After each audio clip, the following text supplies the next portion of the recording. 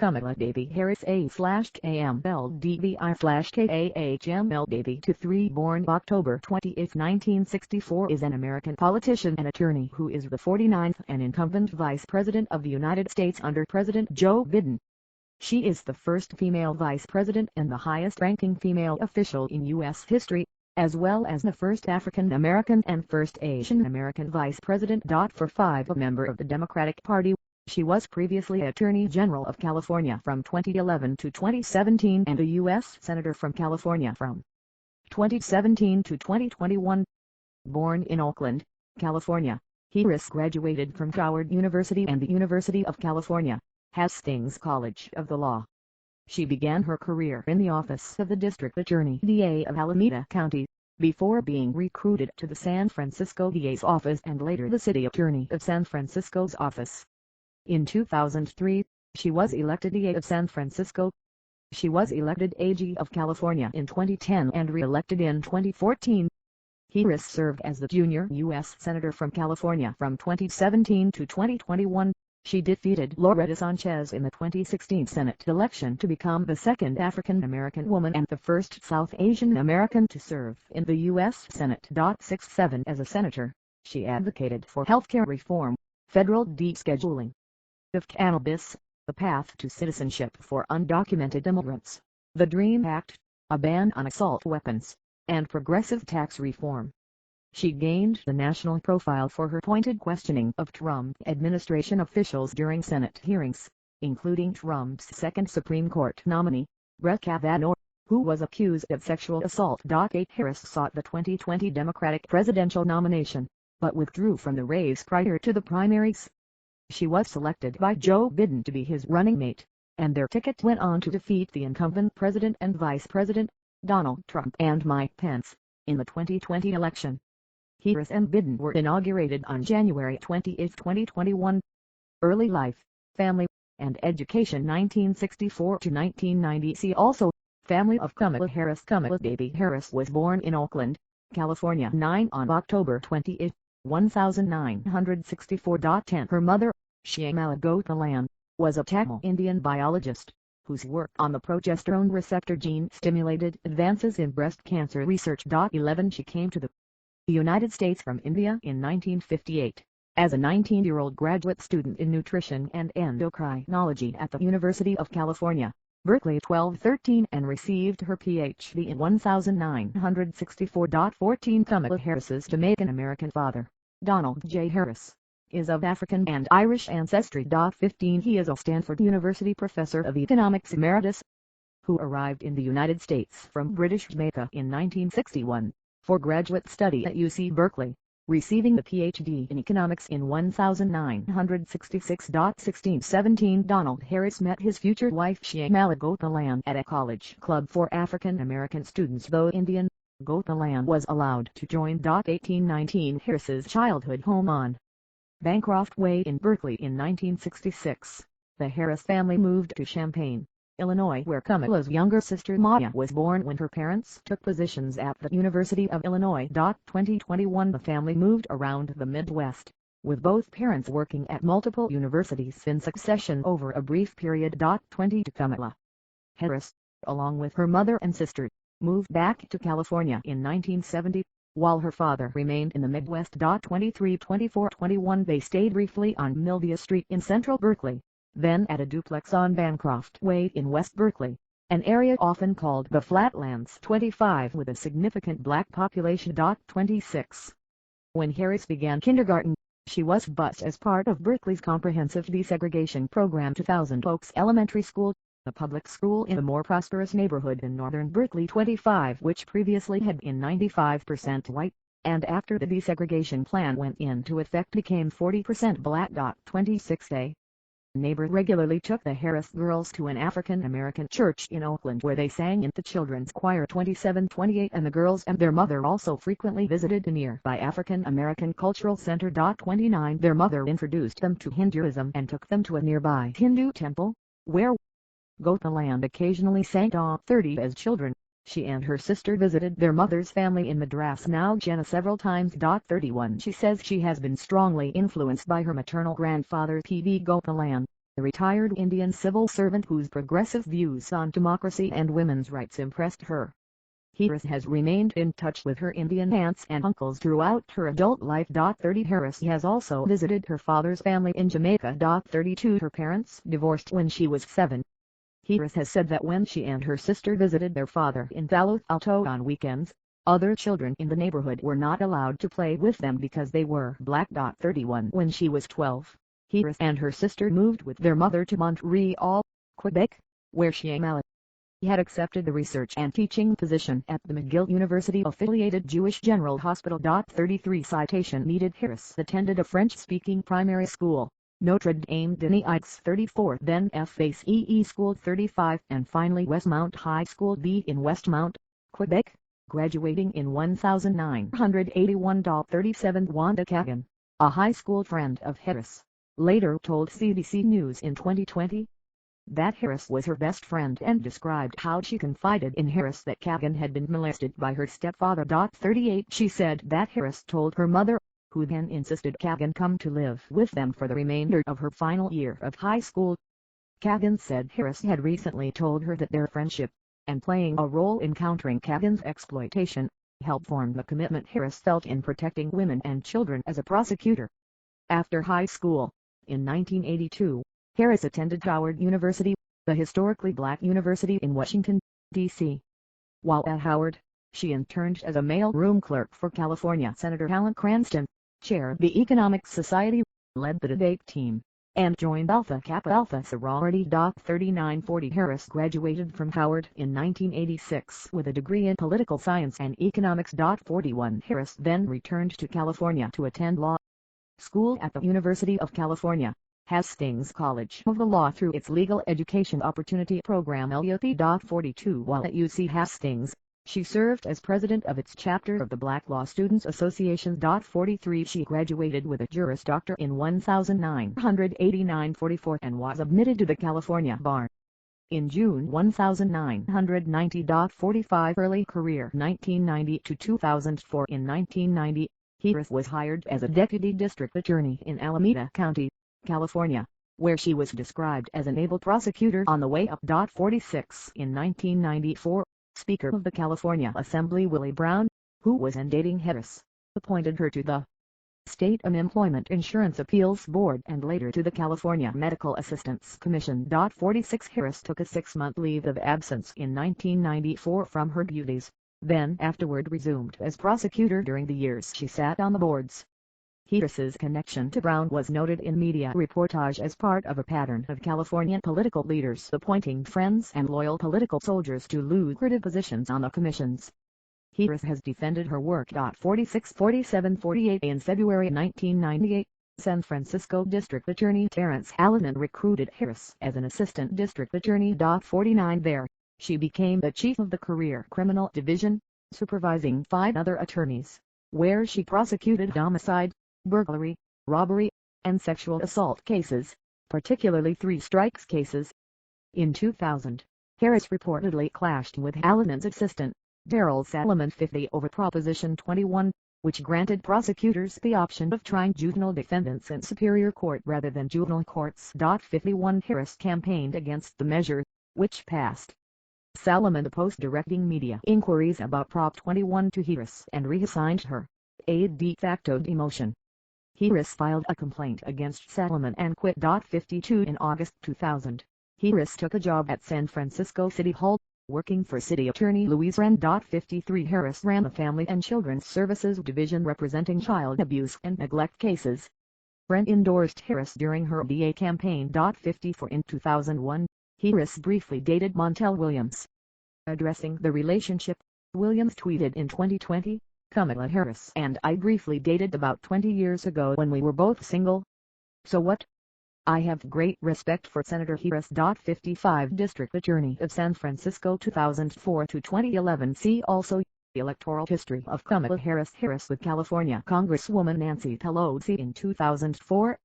In 2002, Harris prepared to run for District Attorney of San Francisco against Hallinan, the incumbent, and Bill Fazio. 56 Harris was the least known of the three candidates, 57, but persuaded the Central Committee to withhold its endorsement from Hallinan. 54 Harris and Hallinan advanced to the general election runoff with 33 and 37% of the vote, respectively. 58 In the runoff, Harris pledged never to seek the death penalty and to prosecute three-strike offenders only in cases of violent felonies. 59 Harris ran a forceful campaign, assisted by former Mayor Willie Brown, Senator Dianne Feinstein, writer and cartoonist Karen Magruder, and comedians Eddie Griffin and Chris Rock. 61 Harris differentiated herself from Hallinan by attacking his performance. 62 She argued that she left his office because it was technologically inept, emphasizing his 52% conviction rate for serious crimes despite an 83% average conviction rate statewide. 63 Harris charged that his office was not doing enough to stem the city's gun violence, particularly in poor neighborhoods like Bayview and the Tenderloin, and attacked his willingness to accept plea bargains in cases of domestic violence. 64-65 Harris won with 56% of the vote, becoming the first person of color elected as District Attorney of San Francisco. 66 Harris ran unopposed for a second term in November 2007. 67 Public Safety Nonviolent Crimes Harris as San Francisco District Attorney. In the summer of 2005, Harris created an Environmental Crimes Unit. 68 In 2007, Harris and City Attorney Dennis Herrera investigated San Francisco Supervisor Ted Jew for violating residency requirements necessary to hold his supervisor position. 69 Harris charged Jew with 9 felonies, alleging that he had lied under oath and falsified documents to make it appear he resided in a Sunset District home, necessary so he could run for supervisor in the 4th District. 70 Jew pleaded guilty in October 2008 to unrelated federal corruption charges, mail fraud, soliciting a bribe, and extortion. 70 and pleaded guilty the following month in state court to a charge of perjury for lying about his address on nomination forms, as part of a plea agreement in which the other state charges were dropped and Jew agreed to never again hold elected office in California. 71 Harris described the case as about protecting the integrity of our political process, which is part of the core of our democracy. 71 For his federal offenses, Jew was sentenced to 64 months in federal prison and a $10,000 fine. 72 For the state perjury conviction, Jew was sentenced to 1 year in county jail, 3 years probation, and about $2,000 in fines. 73 Under Harris, the DHAKA's office obtained more than 1,900 convictions for marijuana offenses, including persons simultaneously convicted of marijuana offenses and more serious crimes. 74 The rate at which Harris's office prosecuted marijuana crimes was higher than the rate under Hallinan, but the number of defendants sentenced to state prison for such offenses was substantially lower. 74 Prosecutions for low-level marijuana offenses were rare under Harris, and her office had a policy of not pursuing jail time for marijuana possession offenses. 74 Harris's successor as DA, George Gascon, expunged all San Francisco marijuana offenses going back to 1975. 74 Violent crimes in the early 2000s, the San Francisco murder rate per capita outpaced the national average. Within the first 6 months of taking office, Harris cleared 27 of 74 backlogged homicide cases by settling 14 by plea bargains and taking 11 to trial. Of those trials, 9 ended with convictions and 2 with hung juries. She took 49 violent crime cases to trial and secured 36 convictions. 75 From 2004 to 2006, Harris achieved an 87% conviction rate for homicides and a 90% conviction rate for all felony gun violations. 76 Harris also pushed for higher bail for criminal defendants involved in gun-related crimes, arguing that historically low bail encouraged outsiders to commit crimes in San Francisco. SFPD officers credited Harris with tightening the loopholes defendants had used in the past. 77 In addition to creating the gun crime unit, Harris opposed releasing defendants on their own recognizance if they were arrested on gun crimes, sought minimum 90-day sentences for possession of concealed or loaded weapons, and charged all assault weapons possession cases as felonies, adding that she would seek prison terms for criminals who possessed or used assault weapons and would seek maximum penalties on gun-related crimes. 78 Harris created a hate crimes unit, focusing on hate crimes against LGBT children and teens in schools. 79 In early 2006, Gwen Araujo, a 17-year-old American Latina transgender teenager, was murdered by two men who later used the gay panic defense before being convicted of second-degree murder. Harris, alongside Araujo's mother Sylvia Guerrero, convened a two-day conference of at least 200 prosecutors and law enforcement officials nationwide to discuss strategies to counter such legal defenses. 80 Harris subsequently supported AB 1160, the Gwen Araujo Justice for Victims Act, advocating that California's penal code include jury instructions to ignore bias, sympathy, prejudice, or public opinion in making their decision, also making mandatory for district attorneys' offices in California to educate prosecutors about panic strategies and how to prevent bias from affecting trial outcomes. 81 In September 2006, California Governor Arnold Schwarzenegger signed AB 1160 into law. The law put California on record as declaring it contrary to public policy for defendants to be acquitted or convicted of a lesser-included offense on the basis of appeals to societal bias. 82 In August 2007, State Assemblyman Mark Leno introduced legislation to ban gun shows at the Cow Palace, joined by Harris, Police Chief Heather Thong, and Mayor Gavin Newsom. City leaders contended the shows were directly contributing to the proliferation of illegal guns and spiking homicide rates in San Francisco. Earlier that month, Newsom had signed into law local legislation banning gun shows on city and county property. Leno alleged that merchants drove through the public housing developments nearby and illegally sold weapons to residents. 83 While the bill would stall, local opposition to the shows continued until the Cow Palace Board of Directors in 2019 voted to approve a statement banning all future gun shows. 80 For reform efforts. Death penalty. Harris has said life imprisonment without a role is a better and more cost-effective punishment than the death penalty. 85 And has estimated that the resultant cost savings could pay for 1,000 additional police officers in San Francisco alone. 85 During her campaign, Harris pledged never to seek the death penalty. 59 After a San Francisco Police Department officer, Isaac Espinoza, was shot and killed in 2004, U.S. Senator and former San Francisco Mayor Dianne Feinstein, 86 U.S. Senator Barbara Boxer, Oakland Mayor Jerry Brown, and the San Francisco Police Officers Association pressured Harris to reverse that position, but she did not. 87 Polls found that 70% of voters supported Harris's decision. 88 When Edwin Ramos, an illegal immigrant and alleged MS-13 gang member, was accused of murdering a man and his two sons in 2009. 89 Harris sought a sentence of life in prison without a role, the decision Mayor Gavin Newsom backed. 90 Recidivism and Reentry Initiative. In 2004, Harris recruited civil rights activist Lady Simon to create the San Francisco Reentry Division. 91 The flagship program was a Back on Track initiative, the first of its kind reentry program for first-time nonviolent offenders aged 18–30. 92 Initiative participants whose crimes were not weapon or gang-related would plead guilty in exchange for a deferral of sentencing and regular appearances before a judge over a 12 to 18-month period. The program maintained rigorous graduation requirements, mandating completion of up to 220 hours of community service, obtaining a high school equivalency diploma, maintaining steady employment, taking parenting classes, and passing drug tests. At graduation, the court would dismiss the case and expunge a graduate's record. 93 Over 6 years, the 200 people graduated from the program had a recidivism rate of less than 10%, compared to the 53% of California's drug offenders who returned to prison within 2 years of release. Back on Track earned recognition from the U.S. Department of Justice as a model for re-entry programs.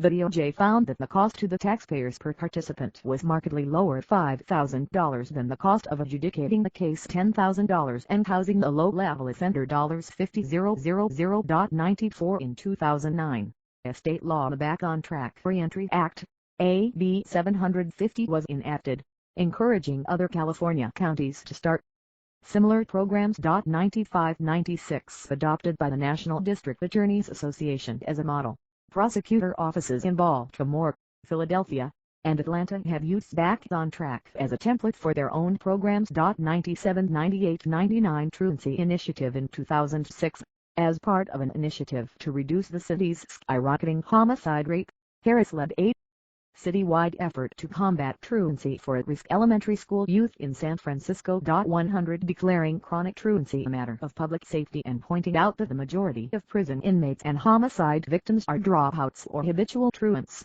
Harris's office met with thousands of parents at high-risk schools and sent out letters warning all families of the legal consequences of truancy at the beginning of the fall semester, adding she would prosecute the parents of chronically truant elementary students.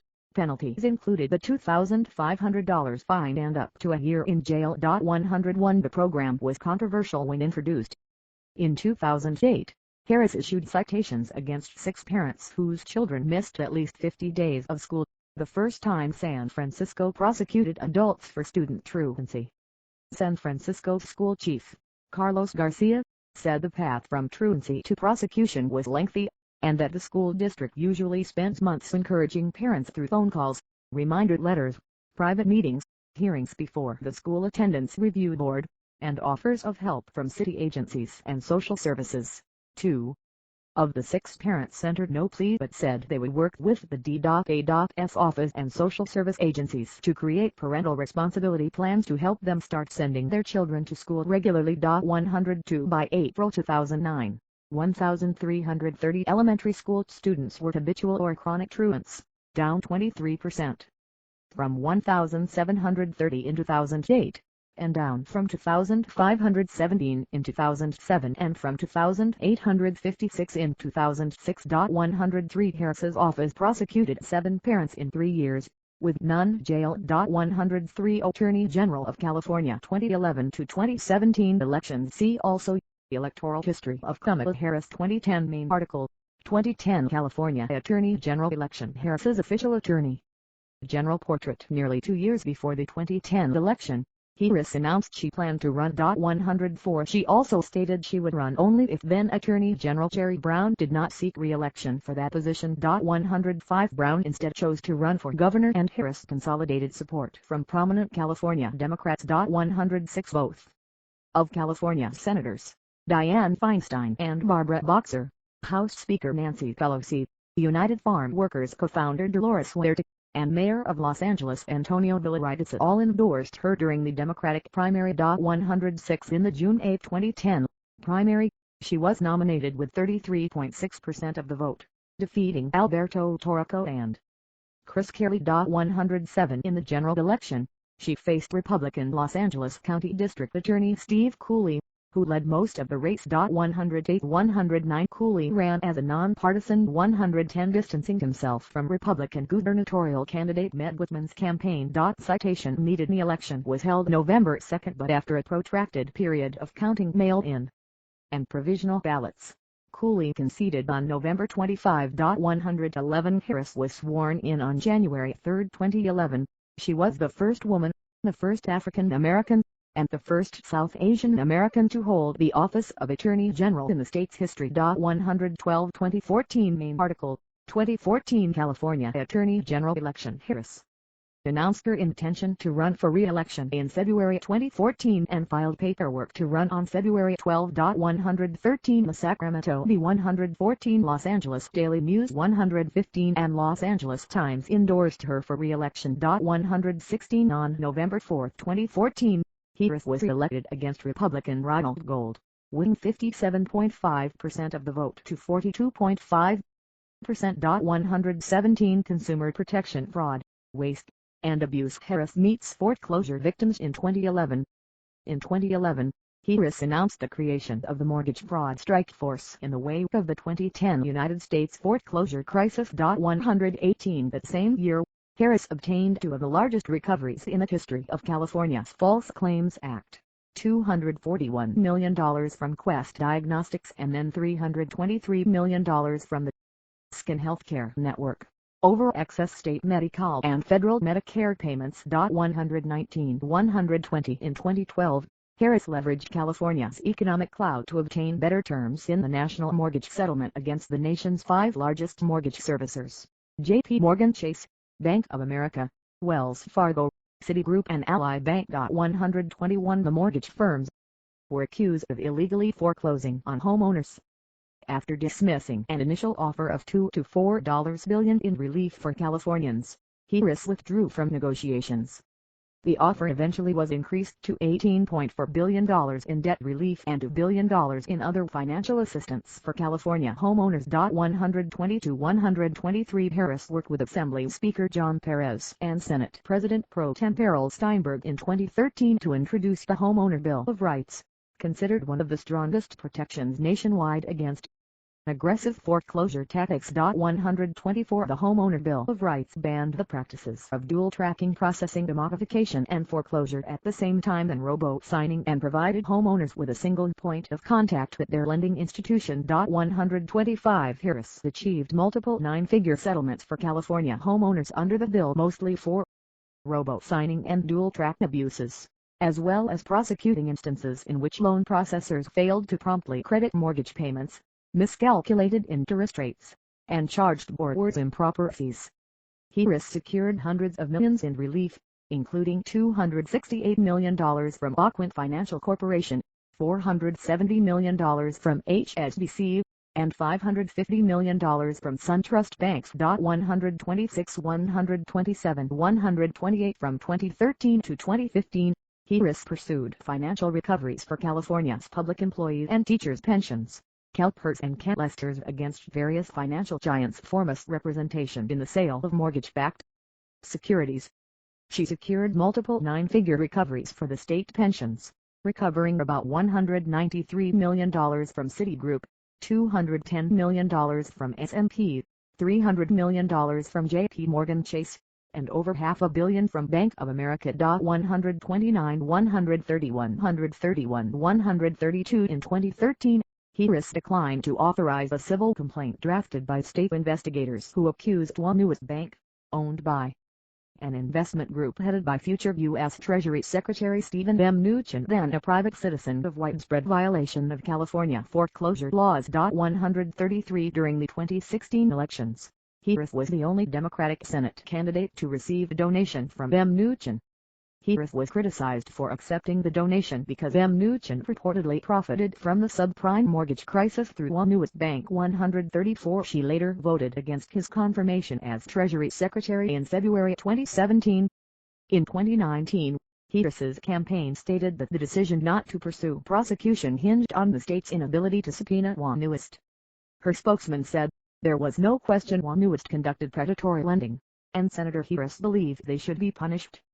Unfortunately, the law was squarely on their side and they were shielded from state subpoenas because they're a federal bank." 135 In 2014, Harris settled charges she had brought against rent-to-own retailer Harris, Incorporated on allegations of incorrect late charges, overcharging customers who paid off their contracts before the due date, and privacy violations. In the settlement, the retailer refunded $28.4 million to California customers and paid $3.4 million in civil penalties. 136 In 2015, Harris obtained a $1.2 billion judgment against for-profit post-secondary education company Corinthian Colleges for false advertising and deceptive marketing targeting vulnerable, low-income students and misrepresenting job placement rates to students, investors, and accreditation agencies. 137 The court ordered Corinthian to pay $820 million in restitution and another $350 million in civil penalties. 138 That same year, Harris also secured a $60 million settlement with JP Morgan Chase to resolve allegations of illegal debt collection with respect to credit card customers, with the bank also agreeing to change practices that violated California consumer protection laws by collecting incorrect amounts, selling bad credit card debt, and running the debt collection mill that robo-signed court documents without first reviewing the files as it rushed to obtain judgments and wage garnishments. As part of the settlement, the bank was required to stop attempting to collect on more than 528,000 customer accounts. 139 In 2015, Harris opened an investigation of the Office of Ratepayer Advocates, San Diego Gas and Electric, and Southern California Edison regarding the closure of San Onofre Nuclear Generating Station. California state investigators searched the home of California utility regulator Michael Peavy and found handwritten notes that allegedly showed he had met with an Edison executive in Poland, where the two had negotiated the terms of the San Onofre settlement, leaving San Diego taxpayers with a $3.3 billion bill to pay for the closure of the plant. The investigation was closed amidst Harris's 2016 run for the U.S. Senate position. 141 Privacy rights. In February 2012, Harris announced an agreement with Apple, Amazon, Google, Hewlett-Packard, Microsoft, and Research in Motion to mandate that apps sold in their stores display prominent privacy policies informing users of what private information they were sharing, and with whom. 142 Facebook later joined the agreement. That summer, Harris announced the creation of a Privacy Enforcement and Protection Unit to enforce laws related to cyber privacy, identity theft, and data breaches. 143 Later the same year, Harris notified 100 mobile app peer developers of their non-compliance with state privacy laws and asked them to create privacy policies or face a $2,500 fine each time a non-compliant app is downloaded by a resident of California. 144 In 2015, Harris secured a settlement with Comcast, one totaling $33 million over allegations that it posted online the names, phone numbers and addresses of tens of thousands of customers who had paid for unlisted Voice over Internet Protocol VoIP phone service, and another $26 million settlement to resolve allegations that it discarded paper records without first omitting or redacting private customer information. 145 Harris also settled with House over allegations that the company recorded phone calls without notifying customers or employees. House was forced to pay $175,000, destroy the recorded calls, and hire a chief privacy officer, the first time such a provision has been included in a settlement with the California Department of Justice. 147 Criminal Justice Reform. Launch of Division of Recidivism Reduction and Reentry. In November 2013, Harris launched the California Department of Justice's Division of Recidivism Reduction and Reentry in partnership with district attorney offices in San Diego, Los Angeles, and Alameda County. 148 In March 2015, Harris announced the creation of a pilot program in coordination with the Los Angeles County Sheriff's Department called Back on Track LA. Like Back on Track, first-time, non-violent, non-sexual offenders ages between 18 and 30 failed verification. 90 men participated in the pilot program for 24 to 30 months. Assigned a case manager.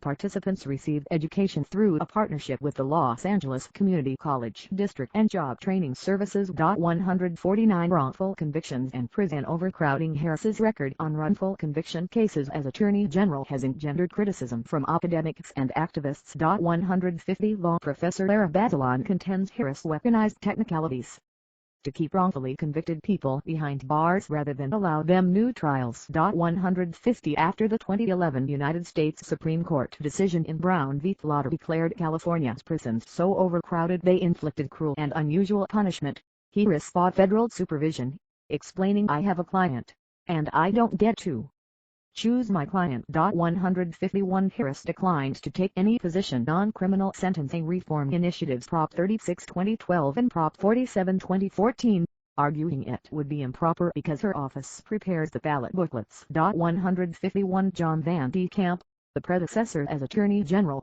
publicly disagreed with the rationale. 151 In September 2014, Harris's office argued unsuccessfully in the court filing against the early release of prisoners, citing the need for inmate firefighting labor.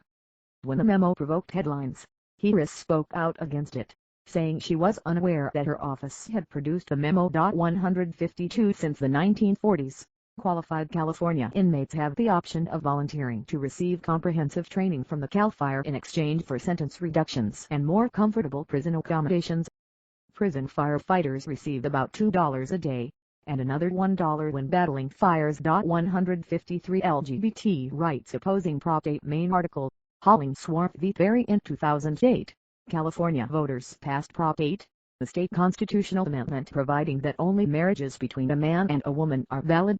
Legal challenges were made by opponents soon after its approval, and a pair of same-sex couples filed a lawsuit against the initiative in federal court in the case of Perry v. Schwarzenegger, later Hollingsworth v. Perry.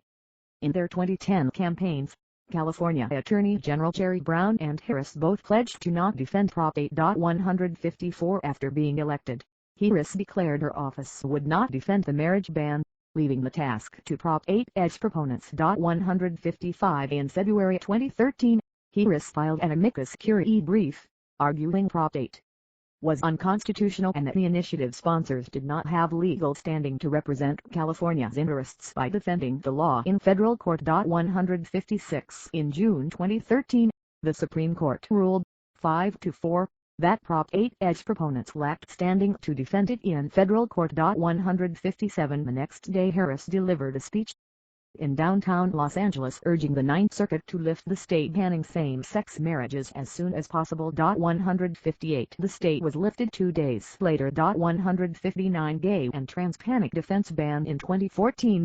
Attorney General Kamala Harris co-sponsored legislation to ban the gay and trans panic defense in court. 160 which passed, and California became the first state with such legislation. 161 Michelle Dale B. Northworthy v. Jeffrey Beard et al. In February 2014, Michelle Dale Northworthy, a transgender inmate at California's Mule Creek State Prison, filed a federal lawsuit based on the California Department of Corrections and Rehabilitation's failure to provide her with what she argued was medically necessary sex reassignment surgery. SRS. 162 In April 2015, a federal judge ordered the state to provide Northworthy with SRS, finding that prison officials had been deliberately indifferent to her serious medical need. 164 Harris, representing CDCR, appealed the order to the Ninth Circuit Court of Appeals. 165 arguing that psychotherapy. 166 as well as the hormone therapy Northworthy had been receiving for her gender dysphoria over the preceding 14 years were sufficient medical treatment. 167 And there was no evidence that Northworthy is in serious, immediate physical or emotional danger. 167 While Harris defended the state's position in court, she said she ultimately pushed the California Department of Corrections and Rehabilitation to change their policy. 168 In August 2015, while the state's appeal was pending, Northworthy was released on parole, obviating the state's duty to provide her with inmate medical care. 169 And rendering the case moot. 170 In 2019, Harris stated that she took full responsibility for briefs her office filed in Northworthy's case and others involving access to gender-affirming surgery for trans inmates. 171 Public safety anti-truancy efforts visiting Peterson Middle School, Santa Clara Unified School District in 2010. In 2011, Harris urged criminal penalties for parents of truant children as she did as District Attorney of San Francisco, allowing the court to defer judgment if the parent agreed to the mediation period to get their child back in school. Critics charged that local prosecutors implementing her directives were overzealous in their enforcement and Harris's policy adversely affected families. 172 In 2013, Harris issued a report titled In School Plus On Track, which found that more than 250,000 elementary school students in the state were chronically absent, and the statewide truancy rate for elementary students in the 2012 to 2013 school year was nearly 30%, at a cost of nearly $1.4 billion to school districts. Since funding is based on attendance rates. 173 Environmental protection. Harris prioritized environmental protection as Attorney General, first securing a $44 million settlement to resolve all damages and costs associated with the Costco Bussion oil spill, in which a container ship collided with San Francisco-Oakland Bay Bridge and spilled 50,000 gallons of bunker fuel into the San Francisco Bay. 174 In the aftermath of the 2015 refuge oil spill, which deposited about 140,000 gallons of crude oil off the coast of Santa Barbara, California, Harris toured the coastline and directed her office's resources and attorneys to investigate possible criminal violations. 175 Thereafter, operator Plains All-American Pipeline was indicted on 46 criminal charges related to the spill, with one employee indicted on 3 criminal charges. 176 In 2019, the Santa Barbara jury returned the verdict finding Plains guilty of failing to properly maintain its pipeline and another 8 misdemeanor charges. They were sentenced to pay over $3 million in fines and assessments. 177 From 2015 to 2016, Harris secured multiple multi-million-dollar settlements with fuel service companies Chevron, BP, Arco, Phillips 66, and ConocoPhillips to resolve allegations they failed to properly monitor the hazardous materials in its underground storage tanks used to store gasoline for retail sale at hundreds of California gas stations. 178 179 180 In summer 2016, automaker Volkswagen AG agreed to pay up to $14.7 billion to settle a raft of claims related to so-called defeat devices used to cheat emission standards on its diesel cars while actually emitting up to 40 times the levels of harmful nitrogen oxides allowed under state and federal law. 181 Harris and the chair of the California Air Resources Board, Mary D. Nichols, announced that California would receive $1.18 billion as well as another $86 million paid to the state of California in civil penalties. 181 Law Enforcement California's Prop 69 2004 required law enforcement to collect DNA samples from any adult arrested for a felony and from individuals arrested for certain crimes. In 2012, Harris announced that the California Department of Justice had improved its DNA testing capabilities such that samples stored at the state's crime labs could now be analyzed 4 times faster, within 30 days. Accordingly, Harris reported that the Rapid DNA Service team within the Bureau of Forensic Services had cleared California's DNA backlog for the first time. 182 Harris's office was later awarded the $1.6 million grant from the Manhattan District Attorney's Initiative to eliminate the backlogs of untested rape kits. 183 In 2015, Harris conducted the 90-day review of implicit bias in policing and police use of deadly force. In April 2015, Harris introduced the first of its kind principled policing, procedural justice and implicit bias training, designed in conjunction with Stanford University psychologist and Professor Jennifer Eberhardt, to help law enforcement officers overcome barriers to neutral policing and rebuild trust between law enforcement and the community. All command-level staff received the training. The training was part of a package of reforms introduced within the California Department of Justice, which also included additional resources deployed to increase the recruitment and hiring of diverse special agents, an expanded role for the department to investigate officer-related shooting investigations and community policing. 184 The same year, Harris's California Department of Justice became the first statewide agency in the country to require all its police officers to wear body cameras. 185 Harris also announced a new state law requiring every law enforcement agency in California to collect, report, and publish expanded statistics on how many people are shot, seriously injured or killed by peace officers throughout the state. 186 From left to right, LAPD Chief Charlie Beck, Harris, and civil rights lawyer Constance L. Rice celebrate the 50th anniversary of the signing of the Civil Rights Act of 1964. Later that year, Harris appealed a judge's order to take over the prosecution of a high-profile mass murder case and to eject all 250 prosecutors from the Orange County District Attorney's Office over allegations of misconduct by Republican DA Tony Rackauckas. Rackauckas was alleged to have illegally employed jailhouse informants and concealed evidence. 187 Harris noted that it was unnecessary to ban all 250 prosecutors from working on the case, as only a few had been directly involved, later promising a narrower criminal investigation. The U.S. Department of Justice began an investigation into Rackauckas in December 2016, but he was not re-elected. 188 In 2016, Harris announced a Patterns and Practices investigation into purported civil rights violations and use of excessive force by the 2 largest law enforcement agencies in Kern County, California, the Bakersfield Police Department and the Kern County Sheriff's Department. 189 Labeled the deadliest police departments in America in a 5-part Guardian exposed, a separate investigation commissioned by the ACLU and submitted to the California Department of Justice corroborated reports of police using excessive force. 190 Planned Parenthood in 2016, Harris's office seized videos and other information from the apartment of an anti-abortion activist who had made secret recordings and then accused Planned Parenthood doctors of illegally selling fetal tissue. Harris had announced that her office would investigate the activist in the summer of 2015.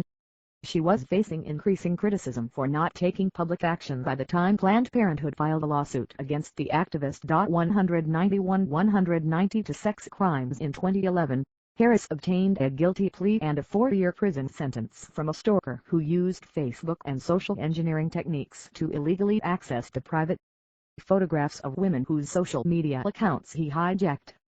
Harris commented that the internet had opened up a new frontier for crime. 193 Later that year, Harris created the crime unit within the California Department of Justice, a 20-attorney unit targeting technology crimes. 194 In 2015, several purveyors of so-called revenge-porn sites based in California were arrested, charged with felonies, and sentenced to lengthy prison terms. 196 In the first prosecution of its kind in the United States, Kevin Bollard was convicted on 21 counts of identity theft and 6 counts of extortion and sentenced to 18 years in prison. 197 Harris brought up these cases when California Congresswoman Katie Hill was targeted for similar cyber exploitation by her ex-husband and forced to resign in late 2019. 198 In 2016, Harris announced the arrest of Backpage CEO Carl Ferrer on felony charges of pimping a minor, pimping, and conspiracy to commit pimping.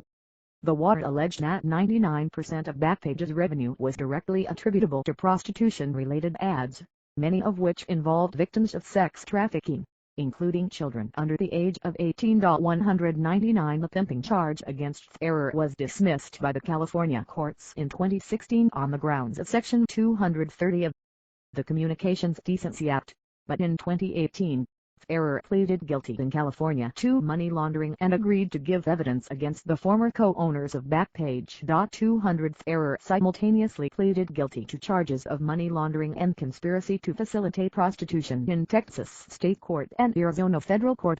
201 Under pressure, Backpage announced that it was removing its adult section from all its U.S. sites. 202 Harris welcomed the move, saying, "I look forward to them shutting down completely." 203 The investigations continued after she became a senator, and, in April 2018, Backpage and affiliated sites were seized by federal law enforcement. 201 Transnational Criminal Organizations AG Harris announces the arrest of 101 gang members in Los Angeles, California.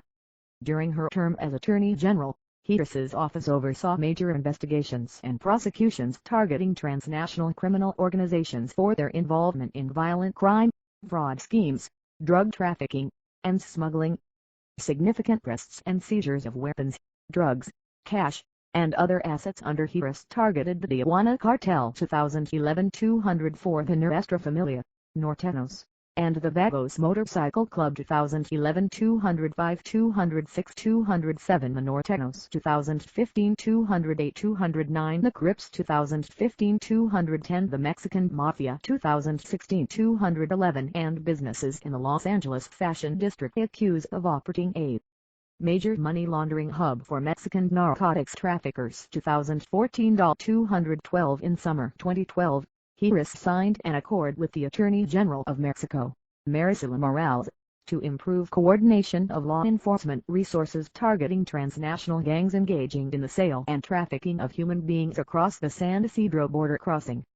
The accord called for closer integration on investigations between offices and sharing best practices. 213 In 2012, Governor Jerry Brown signed into law two bills advanced by Harris to combat human trafficking. 214 In November, Harris presented a report titled The State of Human Trafficking in California 2012 at a symposium attended by U.S. Secretary of Labor Hilda Solis and Attorney General Morales, outlining the growing prevalence of human trafficking in the state, and highlighting the involvement of transnational gangs in the practice. 215-216 In early 2014, Harris issued a report titled, Gangs Beyond Borders, California and the Fight Against Transnational Crime. 217 Addressing the prominent role of drug, weapons, and human trafficking, money laundering, and technology crimes employed by various drug cartels from Mexico, Armenian Power, 18th Street Gang, and MS-13, and offering recommendations for state and local law enforcement to combat the criminal activity. 218 Later that year, Harris led a bipartisan delegation of state attorneys general to Mexico City to discuss transnational crime with Mexican prosecutors. 219 Harris then convened a summit focused on the use of technology to fight transnational organized crime with state and federal officials from the U.S., Mexico, and El Salvador. 220 U.S. Senate 2017-2021 election. Main article, 2016 United States Senate election in California. Senate campaign logo, 2016. After more than 20 years as a U.S. Senator from California, Senator Barbara Boxer announced in January 2015 that she would not run for re-election in 2016. 221 Harris announced her candidacy for the Senate seat the following week. 221 Harris was a top contender from the beginning of her campaign. 222 The 2016 California Senate election used California's new top two primary format, where the top two candidates in the primary would advance to the general election regardless of party. 222 In February 2016, Harris won 78% of the California Democratic Party vote at the party convention, allowing Harris's campaign to receive financial support from the party. 223 3 months later, Governor Jerry Brown endorsed her. 224 In the June 7 primary, Harris came in first with 40% of the vote and won with pluralities in most counties. 225 Harris faced Congresswoman and fellow Democrat Loretta Sanchez in the general election. 226 It was the first time the Republican did not appear in a general election for the Senate since California began directly electing senators in 1914. 227 On July 19, President Barack Obama and Vice President Joe Biden endorsed Harris. 228 In the November 2016 election, Harris defeated Sanchez, capturing over 60% of the vote, carrying all but 4 counties. 229 Following her victory, she promised to protect immigrants from the policies of President-elect Donald Trump and announced her intention to remain Attorney General through the end of 2016. 230 231 Tenure and political positions. See also Political positions of Kamala Harris. 2017 Harris's official Senate portrait. On January 28, after Trump signed Executive Order 13,769, barring citizens from several Muslim-majority countries from entering the U.S. for 90 days, she condemned the order and was one of many to describe it as a Muslim ban. 232 She called White House Chief of Staff John F. Kerry at home to gather information and push back against the executive order. 233 In February, Harris spoke in opposition to Trump's cabinet picks Betsy DeVos for Secretary of Education. 234 And Jeff Sessions for United States Attorney General. 235 In early March, she called on Sessions to resign, after it was reported that Sessions spoke twice with Russian Ambassador to the United States Sergei Kislyak. 236 Harris was sworn into the Senate by then Vice President Biden on January 3, 2017. In April, Harris voted against the confirmation of Neil Gorsuch to the U.S. Supreme Court. 237 Later that month, Harris took her first foreign trip to the Middle East, visiting California troops stationed in Iraq and the Zaatari refugee camp in Jordan, the largest camp for Syrian refugees. 238 In June, Harris garnered media attention for her questioning of Rod Rosenstein, the Deputy Attorney General, over the role he played in the May 2017 firing of James Comey, the Director of the Federal Bureau of Investigation. 239 The prosecutorial nature of her questioning caused Senator John McCain, an ex officio member of the Intelligence Committee, and Senator Richard Burr, the committee chairman, to interrupt her and request that she be more respectful of the witness. A week later, she questioned Jeff Sessions, the Attorney General, on the same topic. 240 Sessions said her questioning makes me nervous. 241 Burr singling out of Harris sparked suggestions in the news media that his behavior was sexist, with commentators arguing that Burr would not treat the male Senate colleague in a similar manner. 242 In December, Harris called for the resignation of Senator Al Franken, asserting on Twitter, "Sexual harassment and misconduct should not be allowed by anyone and should not occur anywhere." 243 2018 In January, Harris was appointed to the Senate Judiciary Committee after the resignation of Al Franken. 244 Later that month, Harris questioned Homeland Security Secretary Kirstjen Nielsen for favoring Norwegian immigrants over others and claiming to be unaware that Norway is a predominantly white country. 245 246 In May, Harris heatedly questioned Secretary Nielsen about the Trump administration family separation policy, under which children were separated from their families when the parents were taken into custody for illegally entering the U.S. 247 In June, after visiting one of the detention facilities near the border in San Diego. 248 Harris became the first senator to demand Nielsen's resignation. 249 Harris centered at the 2018 commemorations of Bloody Sunday in Selma, where she was invited To speak by John Lewis Wright 250 in the September and October Brett Kavanaugh Supreme Court confirmation hearings. Hearings questioned Brett Kavanaugh about a meeting he may have had regarding the Mueller investigation with a member of Caso it Benson Torres, the law firm founded by the president's personal attorney Mark Caso it.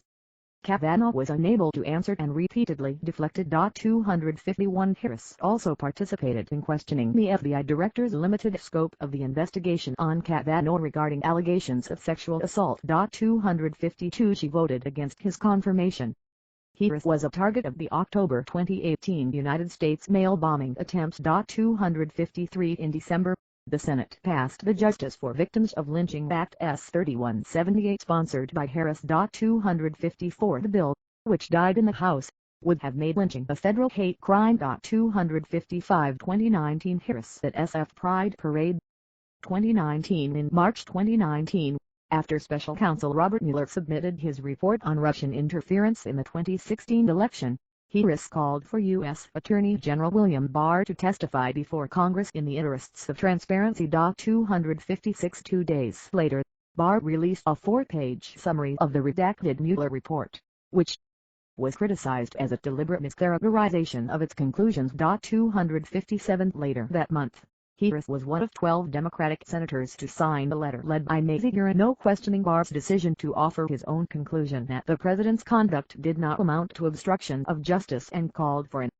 investigation into whether Barr's summary of the Mueller report and his statements at a news conference were misleading. 258 On May 1, 2019, Barr testified before the Senate Judiciary Committee. 259 During the hearing, Barr remained defiant about the misrepresentations in the 4-page summary he had released ahead of the full report. 260 When asked by Harris if he had reviewed the underlying evidence before deciding not to charge the president with obstruction of justice, Barr admitted that neither he, Rod Rosenstein, nor anyone in his office reviewed the evidence supporting the report before making the charging decision. 261 Harris later called for Barr to resign, and accused him of refusing to answer her questions because he could open himself up to perjury, and stating his responses disqualified him from serving as U.S. Attorney General. 262 263 2 days later, Harris demanded again that the Department of Justice Inspector General Michael Horowitz investigate whether Attorney General Barr acceded to pressure from the White House to investigate Trump's political enemies. 264 On May 5, 2019, Harris said voter suppression prevented Democrats Stacey Abrams and Andrew Gillum from winning the 2018 gubernatorial elections in Georgia and Florida. Abrams lost by 55,000 votes and Gillum lost by 32,000 votes. According to election law expert Richard Elhausen, I have seen no good evidence that the suppressive effects of strict voting and registration laws affected the outcome of the governor's races in Georgia and Florida. 265 In July, Harris teamed with Kirsten Gillibrand to urge the Trump administration to investigate the allegations of Uyghur genocide by the Chinese Communist Party. In this question she was joined by colleague Marco Rubio. 266 In November, Harris called for an investigation into the death of Roxana Hernandez, a transgender woman and immigrant who died in ICE custody. 267 268 In December, Harris led a group of Democratic senators and civil rights organizations in demanding the removal of White House senior advisor Stephen Miller after emails published by the Southern Poverty Law Center revealed frequent promotion of white nationalist literature to Breitbart website editors. 269 2020 Harris with Congressional Black Caucus women before the opening of the impeachment trial of Donald Trump on January 16, 2020, Harris delivered remarks on the floor of the Senate, stating her views on the integrity of the American justice system and the principle that nobody, including an incumbent president, is above the law.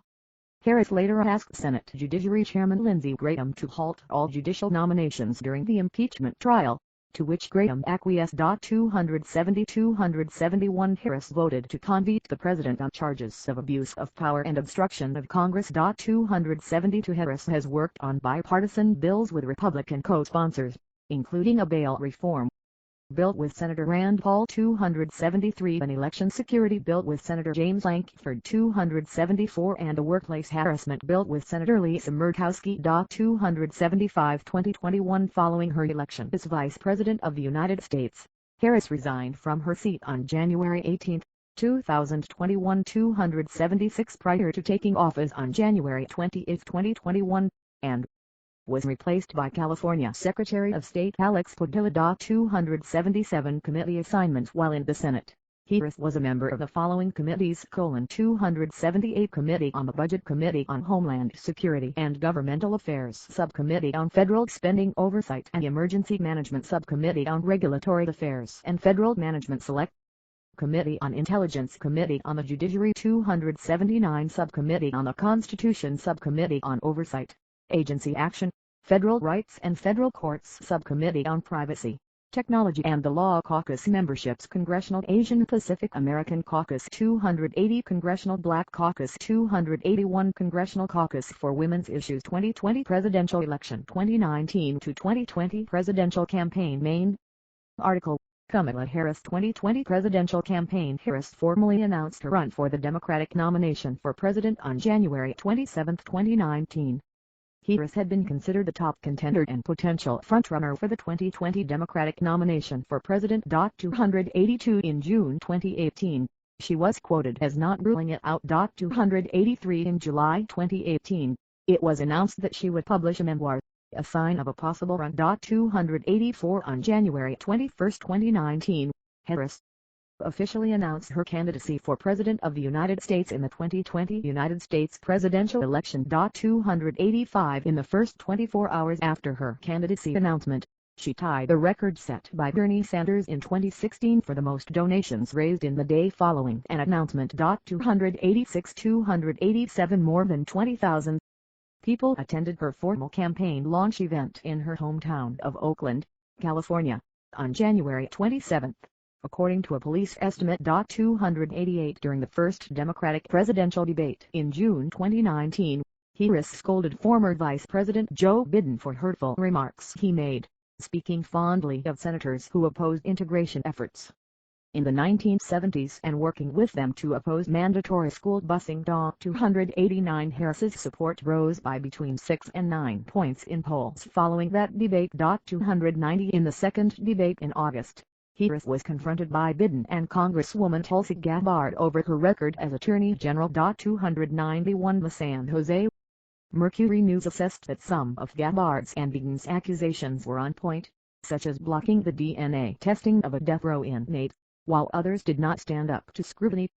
In the immediate aftermath, Harris fell in the polls following that debate. 290 to 293 Over the next few months her poll numbers fell to the low single digits. 294-295 At a time when liberals were increasingly concerned about the excesses of the criminal justice system, Harris faced criticism from reformers for tough on-crime policies she pursued while she was California's Attorney General. For example, in 2014, she decided to defend California's death penalty in court. 296 Prior to and during her presidential campaign, an online informal organization using the hashtag #Kite formed to support her candidacy and defend her from racist and sexist attacks. 297 298 299 300 According to the Daily. Joy Reid first used the term in an August 2017 tweet saying, at Dr. Jason Johnson at Zerlina Maxwell and I had a meeting and decided it's called the K-Hive. 301 On December 3, 2019, Harris withdrew from seeking the 2020 Democratic nomination, citing a shortage of funds. 302 In March 2020, Harris endorsed Joe Biden for president. 303 Vice Presidential Campaign Main articles: Joe Biden 2020 Presidential Campaign and 2020 Democratic Party Vice Presidential Candidate Selection Campaign Logo for the Biden-Harris ticket. In May 2019, senior members of the Congressional Black Caucus endorsed the idea of a Biden-Harris ticket. 304 In late February, Biden won the landslide victory in the 2020 South Carolina Democratic primary with the endorsement of House Whip Jim Clyburn, with more victories on Super Tuesday. In early March, Clyburn suggested Biden choose a black woman as a running mate, commenting that African American women needed to be rewarded for their loyalty. 305 In March, Biden committed to choosing a woman for his running mate. 306 On April 17, 2020, Harris responded to media speculation and said she would be honored to be Biden's running mate. 307 In late May, in relation to the murder of George Floyd and ensuing protests and demonstrations, Biden faced renewed calls to select a black woman to be his running mate, highlighting the law enforcement credentials of Harris and Val Demings. 308 On June 12, the New York Times reported that Harris was emerging as the frontrunner to be Biden's running mate, as she was the only African-American woman with the political experience typical of vice presidents. 309 On June 26, CNN reported that more than a dozen people close to the Biden search process considered Harris one of Biden's top 4 contenders, along with Elizabeth Warren, Val Demings, and Keisha Lance Bottoms. 310 On August 11, 2020, Biden announced that he had chosen Harris.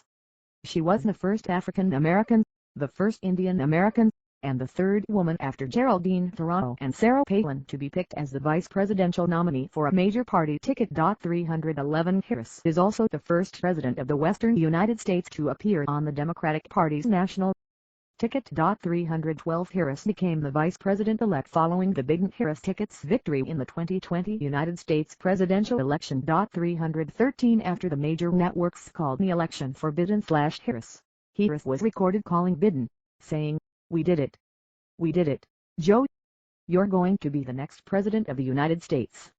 The quote became one of the top 10 tweets of 2020. 314 Vice Presidency 2021 Presidency Also, presidency of Joe Biden. Harris being sworn in as vice president on January 20, 2021 following the election of Joe Biden as U.S. president in the 2020 election. Harris assumed office as vice president of the United States on January 20, 2021. 315 She is the United States' first female vice president, the highest-ranking female elected official in U.S. history, and the first African American and first Asian American vice president. 317 She is also the second person of color to hold the post, preceded by Charles Curtis, a Native American and member of the Kaw Nation, who served under Herbert Hoover from 1929 to 1933. 318 She is the third person with acknowledged non-European ancestry to reach one of the highest offices in the executive branch, after Curtis and former President Barack Obama. Harris resigned her Senate seat on January 18, 2021, 2 days before her swearing-in as vice president.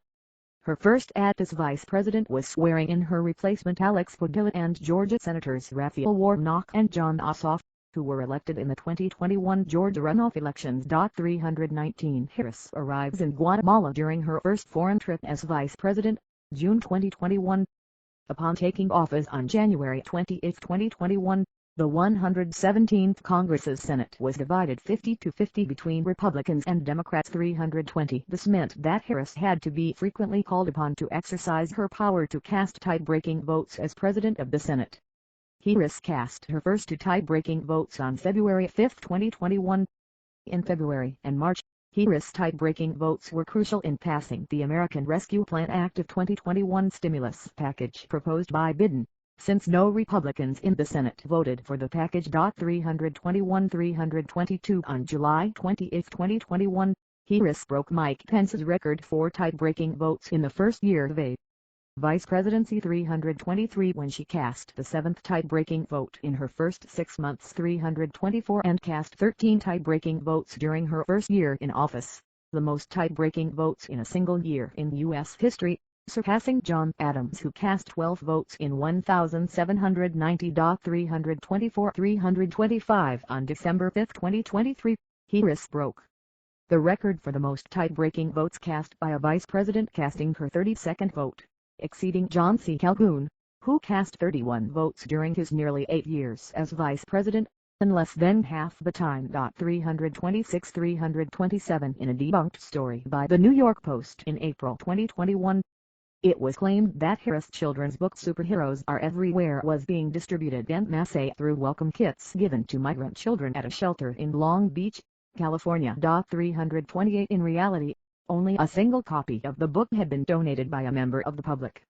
The writer of the original story, Laura Italiano, claimed that she was forced to write the story against her will and she resigned from the New York Post as a result. 329 In April 2021, Harris indicated that she was the last person in the room before Biden decided to remove all U.S. troops from Afghanistan and commented that the president has an extraordinary amount of courage and makes decisions based on what he truly believes is the right thing to do. 330 National Security Advisor Jake Sullivan said that Biden insists she be in every core decision-making meeting. She weighs in during those meetings, often providing unique perspectives. 331 Harris and German Chancellor Angela Merkel, July 2021. On March 24, 2021, Biden tasked Harris with reducing the number of unaccompanied minors and adult asylum seekers. She is also tasked with leading the negotiations with Mexico, Honduras, Guatemala and El Salvador. 332 Harris conducted her first international trip as vice president in June 2021, visiting Guatemala and Mexico in an attempt to address the root causes of an increase in migration from Central America to the United States. 333 During her visit, in a joint press conference with Guatemalan President Alejandro LALMATIA, Harris issued an appeal to potential migrants, stating, "I want to be clear to folks in the region who are thinking about making that dangerous trek to the United States-Mexico border. Do not come. Do not come." 334 Her work in Central America led to creation of task forces on corruption and human trafficking, the Women's Empowerment Program, and an investment fund for housing and businesses. 331 Harris met with French President Emmanuel Macron in November 2021 to strengthen ties after the cancellation of a submarine program. 335 During her time in office, Harris has had one of the lowest approval ratings of any vice president in recorded history. C 336 337 338 On November 19, 2021, Harris served as acting president from 10:10 to 11:35 a.m. BST. While President Biden underwent the colonoscopy. 339 She became the first woman, and the third person overall, to assume the powers and duties of the U.S. presidency under Section 3 of the 25th Amendment. 341 Harris's term in office has seen high staff turnovers that included the departures of her chief of staff, deputy chief of staff, press secretary, deputy press secretary, communications director, and chief speechwriter. An anonymous source said that they resigned because they and other staffers often feel mistreated by senior staffers. 342 Simony Sanders, senior advisor and chief spokesperson for Harris, pushed back against the complaints and defended their management style, especially for giving opportunities to black women. 342 343 344 Sanders herself resigned from her position in December 2021. 345 Awards and honors Harris at Howard University in 2017. In 2005, the National Black Prosecutors Association awarded Harris the third Good Marshall Award. That year, she was included in a Newsweek report profiling 20 of America's most powerful women. 346 The 2008 New York Times article also identified her as a woman with potential to become President of the United States, highlighting her reputation as a tough fighter. 347 In 2013, 2020, and 2021, Time included Harris on the Time 100 Times annual list of the 100 most influential people in the world.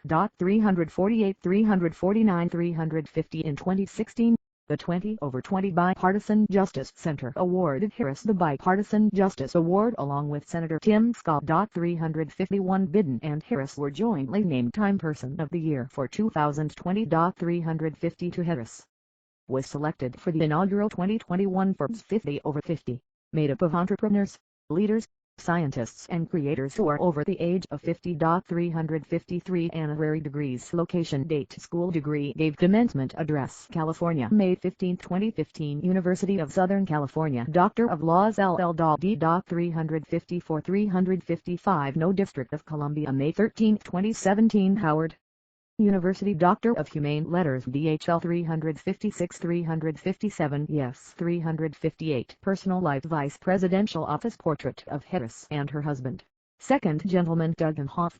In 2021 Harris met her husband, attorney Doug Imhoff, through a mutual friend who set up Harris and Imhoff on a blind date in 2013. 359 Imhoff was an entertainment lawyer who became partner in charge at Venable LLP's Los Angeles office. 359 360 Harris and Imhoff were married on August 22, 2014, in Santa Barbara, California. 361 Harris is a stepmother to Imhoff's two children, Cole and Ella. from his previous marriage to the film producer Kirsten Imhoff. 362 As of August 2019, Harris and her husband had an estimated net worth of $5.8 million. Harris is a Baptist, holding membership of the Third Baptist Church of San Francisco, a congregation of the American Baptist Church as USA. 364 365 366 367 She is a member of the Links. 368 369 Harris's sister, Maya, is a lawyer and MSNBC political analyst. Her brother-in-law, Tony West, is general counsel of Uber and a former United States Department of Justice senior official. 370 Her niece, Mina, is the founder of the Phenomenal Women Action Campaign and former head of strategy and leadership at Uber. 371 Publications Harris has written 2 nonfiction books and 1 children's book. Harris, Kamala, O.C. Hamilton, Joan. 2009. Smart on Crime, A Career Prosecutor's Plan to Make Us Safer. San Francisco, CA, Chronicle Books. ISBN 978-08118 6528-9. Harris, Kamala. 2019. Superheroes Are Everywhere. London, Penguin Young Readers Group. ISBN 978-184,837-49-3. Harris, Kamala. 2019. The Truths We Hold, An American Journey. London, Penguin. ISBN 978-1-984,886-22-4.